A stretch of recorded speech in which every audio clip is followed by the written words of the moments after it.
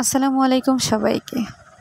আজকে আপনাদেরকে চমক দেওয়ার জন্য আরও একটা নতুন কাজ করেছি আমি।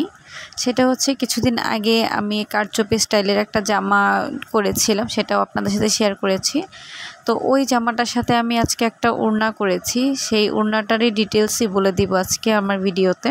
প্রথমত আমি পার্পল কালারের একটা নেট গজ কাপড় কিনে নিয়েছিলাম 2.5 গজের মতো।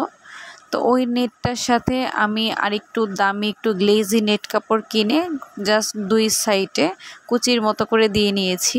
এটা আমি আমার মন মতো করেছি, আপনারা চাইলে কুচিটা স্কিপ করতে পারেন।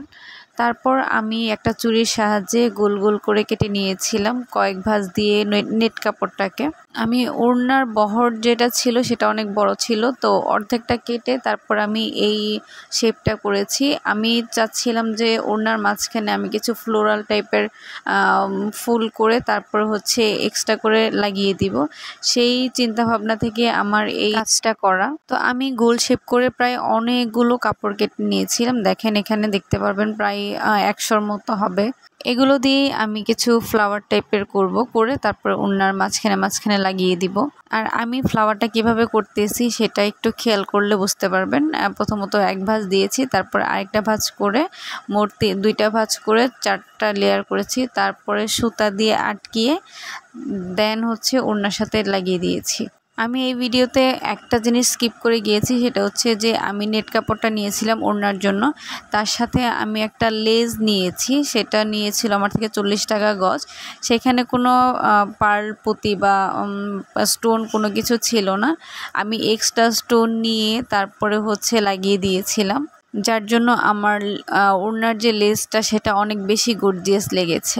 এই ফ্লাওয়ারগুলো দেওয়াতে আমার কয়েকটা সুবিধা হয়েছে, সেটা হচ্ছে আমি যে নেটের কাপড়টা নিয়েছি সেটা অনেক বেশি পাতলা ছিল, যেটা একদম শরীরের সাথে থাকতে চাচ্ছিল না। পাতলা ওড়নাটাকে একটু ভারী করেছে এই ফ্লাওয়ারগুলো দেওয়াতে। আর ওড়নার কালারটা আমি যদি এক পার্ট করে রাখি তাহলে বোঝা যাচ্ছিল না, তো ফ্লাওয়ারগুলো দেওয়াতে কালারটা একটু ফুটে উঠেছে, এই হচ্ছে সুবিধা। আর সুন্দর তো লাগতেছিল মাশাআল্লাহ। আমি যে স্টোনগুলো আছে সেগুলো দিয়ে দিয়েছিলাম ওড়নার যে সাইডগুলোতে, আপনারা দেখেন যেখানে আগে আমি বসিয়েছিলাম কিছুটা বাকি আছে, ওইটা জাস্ট একটু ভিডিও ক্লিপ নিয়েছি।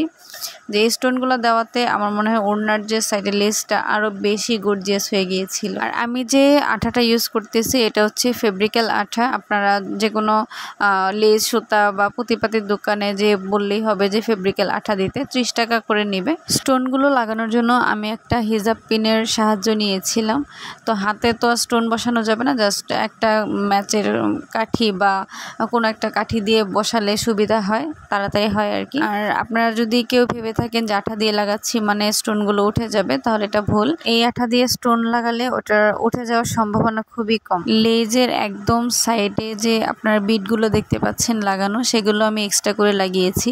বিটগুলো নিয়েছিল আমার থেকে 30 টাকা তোলা। ওড়নাটা করার পরে মাশাআল্লাহ এত ভালো লেগেছে আমার। লাস্ট ফিনিশিংয়ে আমি ওড়নার পুরা জমিনে একটা করে স্টোন বসিয়ে দিয়েছি, তাতে করে ওড়নাটা আরও বেশি গর্জিয়াস হয়েছিল। আর ওড়নাটা আসলে বাস্তবে এতটা জোস হয়েছে, ফোনে আসলে কালার বোঝা যাচ্ছে না, স্টোনগুলো তেমন একটা বোঝা যাচ্ছে না, কিন্তু বাস্তবে আসলে মাশাআল্লাহ অনেক সুন্দর হয়েছে, অনেক সুন্দর হয়েছে। ইনশাআল্লাহ আমি খুব তাড়াতাড়ি এই ড্রেসের ফুল লুকটা নিয়ে চলে আসব, আর ফুল আউটফিটটা কেমন হয়েছে সেটা আপনাদের সাথে শেয়ার করব। আর ফুল আউটফিটটা দেখতে হলে অবশ্যই আমার চ্যানেলটাকে সাবস্ক্রাইব করতে হবে আর আমার পেজটাকে ফলো দিতে হবে। আল্লাহ হাফেজ।